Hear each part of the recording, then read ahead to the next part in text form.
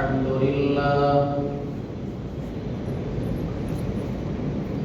لله نحمده ونستعينه ونستغفره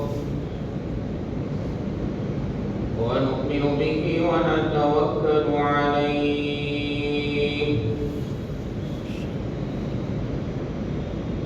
ونعوذ بالله من شرور أنفسنا ومن سيئات أعمالنا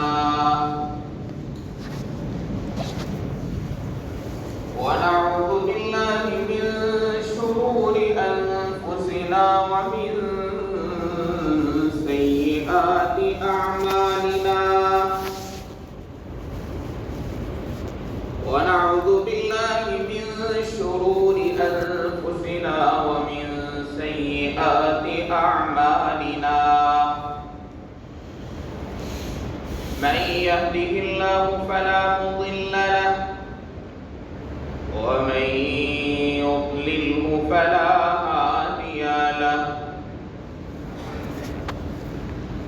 ونشهد أن لا إله إلا الله وحده لا شريك له ونشهد أن سيدنا ومولانا محمدا عبده ورسوله أما بعد فأعوذ بالله من الشيطان الرجيم بسم الله الرحمن الرحيم يا أيها الذين آمنوا اتقوا الله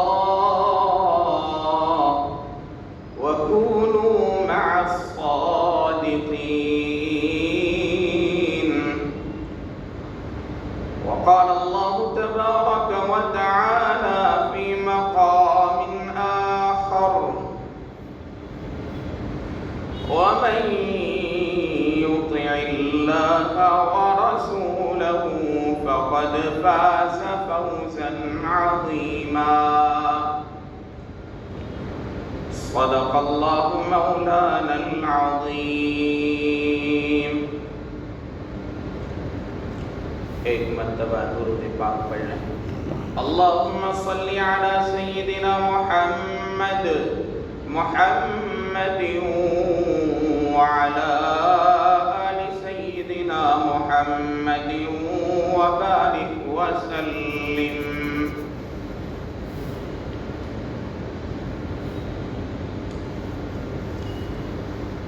بزرگان محترم اور برادران عزیز،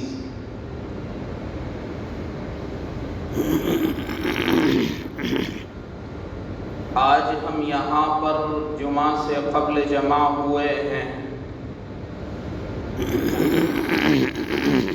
اللہ تبارک و تعالی ہمارا اس جمع ہونے کو قبول فرمائے.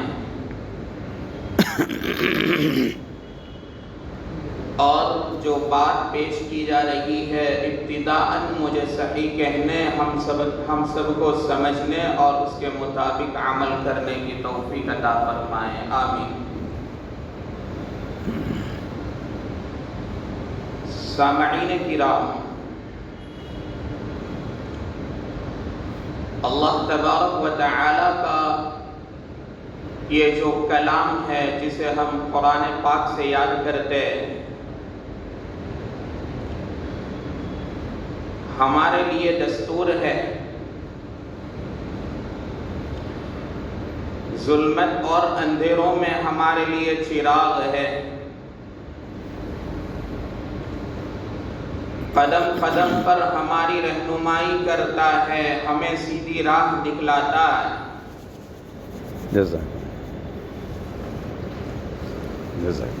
آپ حضرات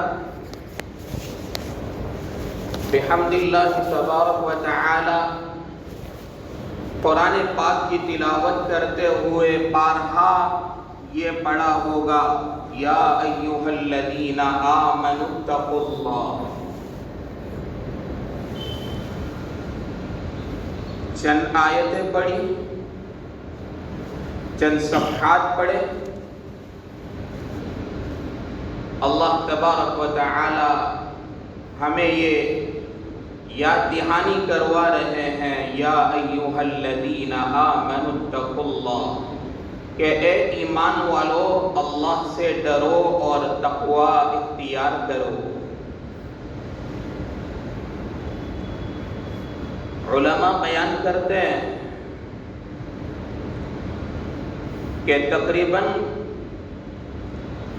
200 مرتبہ ہمیں تقوی کے سلسلے میں قرآن میں یاد دہانی کروائی گئی ہے۔ کبھی ایک آیت میں 1 مرتبہ، کبھی تو ہمیں 2 مرتبہ تقوی کی تعلیم دی گئی اور ریمائنڈ کرایا گیا کہ تمہیں اللہ تبارک و تعالی سے ڈرنا ہے، اللہ تبارک و تعالی سے ڈرو۔ جیسے کہ اللہ تبارک و تعالی 28ویں پارے میں ارشاد فرماتے ہیں، یا ایھا الذین آمنوا اتقوا اللہ، ایک مرتبہ آگے، وَلْتَنظُرْ نَفْسٌ مَّا قَدَّمَتْ لِغَدٍ وَاتَّقُوا اللہ۔ ایک آیت میں 2 مرتبہ آگے۔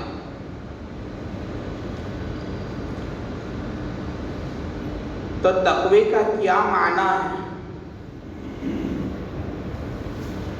لغوی اعتبار سے اگر ہم دیکھیں کہ تقوی کا معنی ہے بچنا، پرہیز کرنا، اجتناب کرنا۔ شریعت میں تقوی کسے کہا جائے گا؟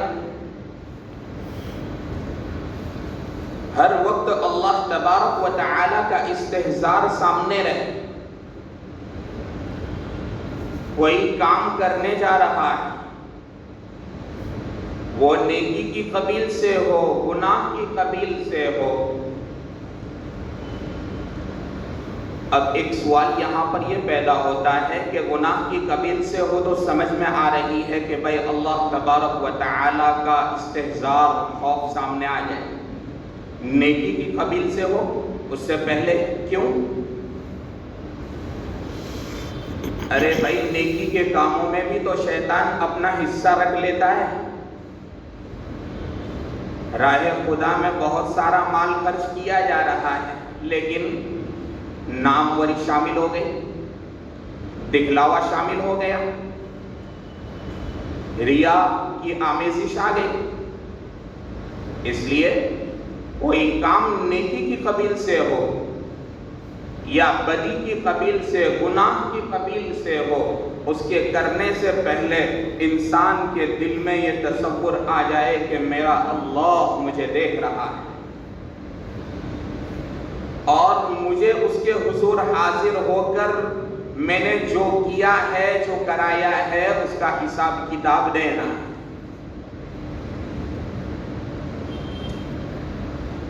اسی بات کو اللہ تبارک و تعالی نے قرآن میں بیان کیا، وَأَمَّا مَنْ خَافَ مَقَامَ رَبِّهِ وَنَهَى النَّفْسَ عَنِ الْهَوَىٰ۔ شیخ المشائخ حضرت مولانا مفتی احمد صاحب خان پوری دامت برکاتہم العالیہ نے اس بات کو اپنی کتاب میں ذکر کیا۔ حضرت بیان کرتے ہیں کہ تقوی اسے کہتے ہیں کہ انسان وَأَمَّا مَنْ خَافَ مَقَامَ رَبِّهِ، اپنے پروردگار کے حضور کھڑے ہونے سے ڈرے اور اپنے نفس کو، اپنی خواہشات کو روک دے، اس پر روک لگا لے، یہ ہے تقوی۔ حضرت فرماتے ہیں حضرت یہ بھی فرماتے ہیں کہ تقوی کا نام آتے ہی ہم ڈر جاتے ہیں، ہم یہ سمجھتے ہیں کہ تقوی یہ ہمارا کام نہیں ہے، ہم سے یہ نہیں ہو سکتا ہے، بلکہ حضرت فرماتے ہیں کہ تقوی نام ہے گناہ سے بچ جاؤ، یہ ہے تقوی۔ جی تو اللہ تبارک و تعالی ہمیں بارہا تقوی کی تعلیم دے رہے ہیں۔ اب تقوی کے فوائد کیا ہیں؟ تقوی ہم اختیار کریں گے، اس راہ پر ہم چلیں گے تو اس کا ثمرہ کہاں پر ظاہر ہوگا، اس کا بینیفٹ کیا ہوگا؟ تو اللہ تبارک و تعالی سورہ طلاق 28ویں پارے میں ارشاد فرماتے ہیں وَمَن يَتَّقِ اللَّهَ يَجْعَل لَّهُ مَخْرَجًا، جو شخص اللہ تبارک و تعالی سے ڈرے گا، اللہ تبارک و تعالی اس کے لیے آسانیاں پیدا فرما دیں گے، مخرجا سہولتیں پیدا فرما دیں گے، مصیبت سے نکلنے کے راستے مہیا فرما دیں گے۔ آگے فرمایا وَيَرْزُقُهُ مِنْ حَيْثُ لَا يَحْتَسِبُ، اللہ تبارک و تعالی اسے ایسی طرح رزق عطا فرمائیں گے کہ اسے خواب و گمان بھی نہیں ہوگا۔ وَيَرْزُقُهُ مِنْ حَيْثُ لَا يَحْتَسِبُ، ایسی جگہ سے رزق مہیا فرما دیں گے، رزق عطا فرما دیں گے کہ اس کے خواب و خیال میں بھی نہیں ہوگا۔ یہ پہلا فائدہ ہوگا۔ اسی سے دو آیت کے بعد اگر ہم چلتے ہیں تو اللہ تبارک و تعالی ارشاد فرماتے ہیں وَمَن يَتَّقِ اللَّهَ يَجْعَل لَّهُ مِنْ أَمْرِهِ يُسْرًا، کہ جو شخص تقوی اختیار کرے گا، اللہ تبارک و تعالی سے ڈرے گا، اللہ تبارک و تعالی اس کے لیے آسانیاں پیدا فرما دیں گے، من امرہ یسرا، اس کے کام میں آسانیاں پیدا فرما دیں گے، آسانیوں کے اسباب مہیا کر دیں گے۔ اور آگے ارشاد فرمایا اس کے بعد کی آیت میں وَمَن يَتَّقِ اللَّهَ يُكَفِّرْ عَنْهُ سَيِّئَاتِهِ وَيُعْظِمْ لَهُ أَجْرًا، کہ جو شخص تقوی اختیار کرے گا اللہ تبارک و تعالی اس کے گناہوں کو معاف فرما دیں گے اور اسے بے شمار ثواب عطا فرما دیں گے۔ يُعْظِمْ لَهُ أَجْرًا، اسے اجر عطا فرمائیں گے، اسے ثواب عطا فرمائیں گے۔ یہ ہے تقوی کے فوائد۔ صاحب ریاض الصالحین اپنی حدیث کی کتاب میں اس باب کو ذکر فرماتے ہیں اور فرماتے ہیں کہ اس باب میں بہت ساری آیت مبارکہ مذکور ہے، جیسے کہ آپ لوگوں کے سامنے شروع میں عرض کیا گیا۔ اب ہم اپنی خارجی زندگی کا جائزہ لیتے ہیں۔ جیسے کہ آپ لوگوں کے سامنے آیا کہ تقوی نام ہے گناہوں سے اجتناب کرنے کا۔ اب ہم اپنی روزانہ کی زندگی کو دیکھتے ہیں، ٹٹولتے ہیں اور اس میں جا کر کے دیکھتے ہیں کہ ایک شخص ہے اپنی دکان میں بیٹھا ہوا ہے اور جھوٹ بولے جا رہا ہے، گناہ کا ارتکاب ہو رہا ہے۔ دوسرا شخص ہے کہ جس کے پاس تقوی نہیں ہے، وہ لوگوں کے ساتھ صحیح سے معاملہ نہیں کرتا ہے، خرید و فروخت میں شریعت نے جو اصول بیان کیے ہیں اس کو ملحوظ نہیں رکھ رہا ہے، یہ سوچ رہا ہے ایمانداری مفقود ہے، غائب ہے، یہ سوچ رہا ہے کہ میں کس طرح سے سیدھی الٹی بات کر کے، چکنی چپڑی بات کر کے میں اپنے گراہک کو، اپنے کسٹمر کو کس طرح سے اس سامان کو فروخت کر دوں۔ اور دوسرا شخص وہ ہے کہ جو ایمانداری کے ساتھ کام کر رہا ہے اور صحیح دستور کے ساتھ شریعت کے مطابق کام کر رہا ہے، تو اس نے تو ایک دن میں 1000 روپے کمائے ہیں، اور یہ دوسرا جو ہے وہ اپنی ایمانداری کے ساتھ کام کرنے کی وجہ سے 500 روپے ہی کما کر کے گھر پہ جا رہا ہے۔ لیکن علماء بیان کرتے ہیں کہ شریعت کی نظر میں کیفیت دیکھی جاتی ہے، کمیت کوئی معنی نہیں رکھتی ہے۔ جس طرح سے کہ بحث دوسری ہے، حضرت مولانا الیاس صاحب گمن جو ہمارے پڑوسی ملک کے رہنے والے ہیں، انہوں نے اپنی کتاب میں سورہ فرقان کی پہلی آیت کی تشریح کرتے ہوئے فرمایا تبارک الذی نزل الفرقان علی عبدہ۔ تبارک، یہاں پر ہی یہ تبارک کے لفظ کو بیان کرتے ہوئے فرمایا کہ شریعت میں اکثر مواقع پر برکت دیکھی جاتی ہے، کیفیت دیکھی جاتی ہے، کمیت نہیں دیکھی جاتی۔ بات سمجھ میں نہیں آ رہی، یہ کیسی بات ہے؟ دیکھیے، ایک انسان ہے بکثرت نفل پڑھتے جا رہا ہے، اور دوسرا انسان ہے 2 رکعت 4 رکعت نفلیں پڑھی لیکن اخلاص کے ساتھ پڑھی، اللہ تبارک و تعالیٰ کو حاضر ناظر رکھتے ہوئے پڑھی۔ یہ دوسرے نے کثرت کی ہے لیکن اللہ تبارک و تعالیٰ کی یہاں کیفیت دیکھی جاتی ہے، کثرت یہ ٹھیک ہے۔ اکثر مواقع پر حضرت مولانا الیاس صاحب لکھتے ہیں، تو میں یہ عرض کر رہا تھا اسی مضمون کو مفتی احمد صاحب حامد خان پوری دامت برکاتہم نے اپنی کتاب میں ذکر فرمایا ہے کہ ایک انسان بہت زیادہ رزق کما رہا ہے لیکن شریعت اور تقوی اور ایمانداری یہ ساری چیزیں مفقود ہے، دوسرا شخص کم کما رہا ہے لیکن اللہ تبارک و تعالیٰ نے اس کے مال کے اندر برکت رکھی ہے، وہ اس طور پر کہ وہ گھر گیا اور اسی 500 روپے کے اندر اس کی ساری ضرورتیں بھی پوری ہو گئی، اور یعنی اس کی ساری ضرورتیں بھی پوری ہو گئی اور اس سے کچھ زائد پیسے بھی بچ گئے۔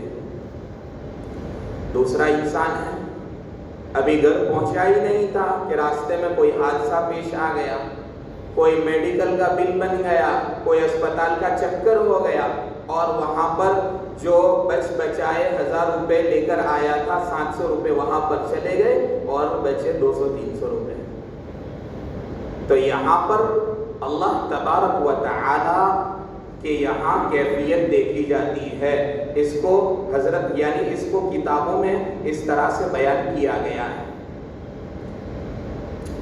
کہ اس زمانے میں ایک کپڑا بیچنے والا تھا اور ایک دلال تھا۔ تو کپڑا بیچنے والے تاجر نے اپنا کپڑا اس دلال کو دے دیا کہ بھائی میری طرف سے یہ کپڑا تو آپ بیچ دیجئے اور جو بھی پیسے ہو وہ مجھے دے دینا۔ لیکن بتلایا کہ اس کپڑے کے اندر فلاں نقص ہے، اس کو ملحوظ رکھنا، جسے بھی بیچے یہ بتلا کر کے بیچنا کہ اس کپڑے کے اندر نقص ہے۔ لیکن وہ جو دلال تھا جس کا نام کتابوں میں مذکور ہے احمد بن حبیب، انہوں نے اس کپڑے کو تو بیچ دیا لیکن اس گراہک کو بتلانا بھول گئے۔ جب کپڑے کا مالک آیا اور پوچھا کہ بھائی اس کپڑے کے تھان کا کیا ہوا، تو کہا گیا کہ میں نے تو اسے بیچ دیا اور یہ رہے آپ کی قیمت۔ پوچھا گیا کہ آپ نے بیچنے سے پہلے اس کو وہ بتلایا تھا کہ اس کپڑے کے اندر خامی تھی، خرابی تھی؟ کہا کہ وہ تو میں بتلانا بھول گیا۔ تو پھر اس کپڑے کے بیچنے والے نے اپنی سواری نکالی، اپنا گھوڑا نکالا اور جو لینے والا تھا اس کے راستے کی طرف نکل گیا۔ اب وہ لینے والا بھی اتنا دور نکل چکا تھا کہ اسے وہاں تک پہنچنے میں اور اس تک پہنچنے میں 2 دن لگے۔ وہ اس کے پاس پہنچا اور کہا کہ بھئی آپ نے 2 دن پہلے اس طرح سے کوئی کپڑا خریدا تھا؟ کہ ہاں میں نے خریدا تھا۔ کہا کہ وہ مجھے واپس کر دو، یہ رہے آپ کے پیسے دوبارہ لے لو۔ پوچھا گیا ایسا کیوں؟ کہ بھئی میں نے جسے بیچنے کے لیے کپڑا دیا تھا ان سے میں نے کہا تھا کہ اس کپڑے میں یہ نقص ہے، جسے بھی آپ بیچو یعنی اس سے کہہ کر کے بیچنا، لیکن وہ آپ سے بتلانا بھول گئے۔ اب یہ نقص والا کپڑا مجھے دوبارہ دے دو اور اپنی جو قیمت ہے وہ لے لو۔ تو یہ واقعہ بتلانے کا مقصد یہاں پر آ کر کے ظاہر ہوتا ہے، اس کا ثمرہ یہاں پر آ کر کے ظاہر ہوتا ہے کہ وہ غیر مسلم تھا، لینے والا سب سے پہلے تو اس بندے کی ایمانداری پر اس نے ایمان قبول کیا، اور دوسری بات کیا ہوئی؟ اور اس نے دوسری بات یہ کہی کہ یہ کپڑا اور یہ کپڑے کا جو تھان ہے اسی عیب کے ساتھ میں اپنے پاس رکھتا ہوں، اور آپ کو جو میں نے اس کی قیمت ادا کی تھی وہ مجھے دوبارہ واپس کریے۔ کہا گیا کیوں؟ کہ بھائی میں نے 2 دن پہلے آپ کو جو پیسے دیے تھے، جو میں نے اس کی قیمت تمہیں دی تھی وہ جعلی نوٹیں تھی، وہ جعلی تھے، اب وہ مجھے جعلی یعنی کیا نقلی جو نوٹیں تھی وہ مجھے دوبارہ آپ دے دو اور میں آپ کو اصلی پیسے ادا کرتا ہوں۔ تو دیکھیے تقوی، ایمانداری، اس کا ثمرہ کس طرح سے ظاہر ہوا۔ سب سے پہلی بات کہ وہ ایمان کے اندر داخل ہو گیا غیر مسلم، اور اس کی برکت یہاں پر آ کر کے ظاہر ہوئی۔ بظاہر تو اس سے اول تو یہ لگا کہ بھائی چلو میری اس کپڑے سے جان چھوٹ گئی، اگر وہ چاہتا تو یہ بھی سوچ سکتا کہ میں 2 دن کا سفر کر کے کہاں پر جاؤں، لیکن اس نے اس کو بڑا نہیں سمجھا بلکہ شریعت کی تعلیم کو بڑی سمجھا، ایمانداری کو بڑا سمجھا۔ وہاں پر گیا تو اللہ تبارک و تعالی نے تقوی کے نتیجے میں اس کا جو بدلہ دیا وہ دیا کہ اول تو اسے جو قیمت ملی تھی وہ تو جعلی تھی، وہ تو نقلی تھی، اب اسے اس کے کپڑے کی اصلی قیمت بھی مل چکی۔ تو اللہ تبارک و تعالی بندے کو ایسے راستے سے رزق عطا فرماتا ہے تقوی کے نتیجے میں کہ انسان کو گمان بھی نہیں ہوتا، اور اللہ کا وعدہ تو سچ ہے، وَيَرْزُقُهُ مِنْ حَيْثُ لَا يَحْتَسِبُ۔ اب یہاں پر ایک سوال یہ ہوتا ہے کہ بھائی ہم نے تقوی کی آیتیں بھی سنی اور اس کے فوائد بھی سنے، اس کی فضیلت بھی سنی، تو پھر حاصل کرنے کا طریقہ کیا ہونا چاہیے؟ یہ نعمت ہمیں کہاں پر ملے گی؟ یہ نعمت کس بازار میں ملتی ہے؟ اس کا ذرا پتہ ہوئی تو بتا دے مجھے۔ تو ہم اس سوال کو قرآن پاک سے ہی کرتے ہیں۔ اللہ تبارک و تعالی ارشاد فرماتے ہیں، یا ایھا الذین آمنوا اتقوا اللہ وکونوا مع الصادقین،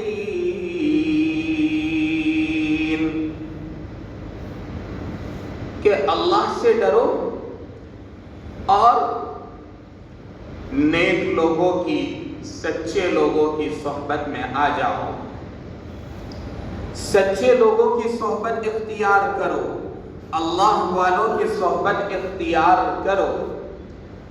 اسی بات کو اور اسی مضمون کو صاحب ریاض الصالحین نے الگ مواقع پر، الگ جگہ پر ایک پورا باب قائم کیا ہے، اور اس کے اندر اللہ تبارک و تعالیٰ کے جو نیک بندے ہوتے ہیں، صلحاء ہوتے ہیں، ان کی خدمت میں حاضر ہونا، ان کی صحبت سے فائدہ اٹھانا، ان سے دعاؤں کی درخواست کرنا، اس طرح سے پورا مضمون، پورا باب قائم کیا ہے۔ وہاں پر اس آیت مبارکہ کو لے کر کے آئے ہیں، اور وہاں پر مختلف احادیث لے کر کے آئے ہیں، اور وہاں پر یہ بات بتلائی گئی ہے۔ میں وہاں سے چند احادیث کا حوالہ دے دیتا ہوں، چند آیتوں کا حوالہ دے کر اپنی بات کو سمجھنے کی کوشش کرتا ہوں۔ صاحب ریاض الصالحین نے سب سے پہلی آیت مبارکہ جو پیش کی، وَإِذْ قَالَ مُوسَىٰ لِفَتَاهُ لَا أَبْرَحُ حَتَّىٰ أَبْلُغَ مَجْمَعَ الْبَحْرَيْنِ، یعنی اس آیت کے ذریعے سے اشارہ کیا وہی مشہور واقعہ حضرت موسیٰ علیہ السلام کا اور حضرت خضر علیہ السلام کا، کہ اپنے زمانے کے بڑے نبی ہیں اور ان کا مرتبہ اللہ تبارک و تعالی کے نزدیک کیا تھا، ہم بارہا سنتے آ رہے ہیں۔ کلیم اللہ تھے، اللہ تبارک و تعالی سے اس دنیا میں رہتے ہوئے ہم کلامی کا شرف حاصل ہوا تھا۔ انہیں یہ تعلیم دی جا رہی ہے کہ آپ حضرت خضر علیہ السلام کے پاس جائیے اور وہاں پر جا کر حکمت کا علم سیکھیے، انہیں جو حکمت کی باتیں بتلائی گئی ہے وہاں سے استفادہ کیجیے۔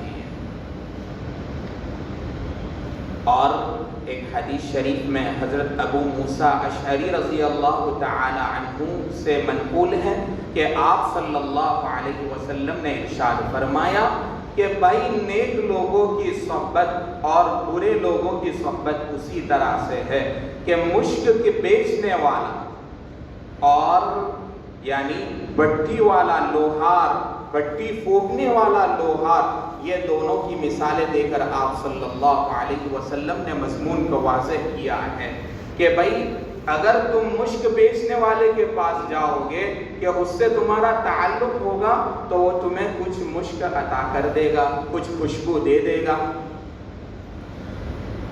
اگر تمہیں اس نے نہیں دی تو دوسرا درجہ تو یہ ہو سکتا ہے کہ اللہ تعالیٰ نے تمہیں طاقت دی ہے تو تم اس کے پاس سے خرید لو گے۔ اگر یہ بھی چیز نہیں ہے تو کم از کم اس کے پاس بیٹھنے کی وجہ سے، اچھی خوشبو ملنے کی وجہ سے تمہارا دماغ تو معطر ہوگا۔ لیکن اگر ہم برے لوگوں کی صحبت میں بیٹھیں گے تو اس کا نتیجہ یہ ہوگا کہ ہمارے کپڑے جل سکتے ہیں، اَيُحْرِقَ ثِيَابَ، یہ حدیث کے الفاظ ہیں کہ جب کپڑے جل سکتے ہیں، یہ ہو سکتا ہے۔ اگر کپڑے نہ بھی جلے تو کم از کم یہ تو ہو سکتا ہے کہ اس کا دھواں تو تمہیں لگے گا۔ تو ہم جیسے کہ سنتے ہیں کہ العین حق، کہ بد نظری یعنی بری نظر کا لگنا یہ حق بات ہے، یہ سچی بات ہے۔ تو عام انسان کی بری نظر لگ سکتی ہے، تو کیا اللہ والوں کی صحبت میں بیٹھنے سے، ان کی توجہ ہمارے اوپر پڑنے سے ہماری زندگیاں نہیں بدل سکتی؟ ایک آیت کا حوالہ دے کر اپنی بات کو ختم کرتا ہوں۔ اللہ تبارک و تعالی نے اور جگہ ارشاد فرمایا، یا ایھا الذین آمنوا اتقوا اللہ وقولوا قولا سدیدا یصلح لکم اعمالکم ویغفر لکم ذنوبکم ومن یطع اللہ ورسولہ فقد فاز فوزا عظیما، کہ جو شخص اللہ تبارک و تعالی سے ڈرے گا، اللہ تبارک و تعالی اس کے اعمال کو، اس کے کاموں کو سنوار دیں گے، اور جس شخص نے اللہ اور اس کے رسول صلی اللہ علیہ وسلم کی اتباع کی، آپ کی پیروی کی، گویا کہ اس نے کامیابی حاصل کر لی۔ تو یہ باتیں آپ لوگوں کے سامنے آئی کہ ہم اللہ تبارک و تعالی کا تقوی اختیار کریں اور نیک لوگوں کی صحبت میں رہے، ان کی صحبت سے استفادہ اٹھائیں، اور اللہ اس مہینہ ربیع الاول تک کی بھی یہی تعلیم ہے، یہی سبق ملتا ہے، اور آئندہ جو مہینہ آنے والا ہے ربیع الاخر، اس سے بھی ہمیں یہی سبق ملتا ہے۔ وقت ہو چکا ہے۔ وآخر دعوانا ان الحمد للہ رب العالمین۔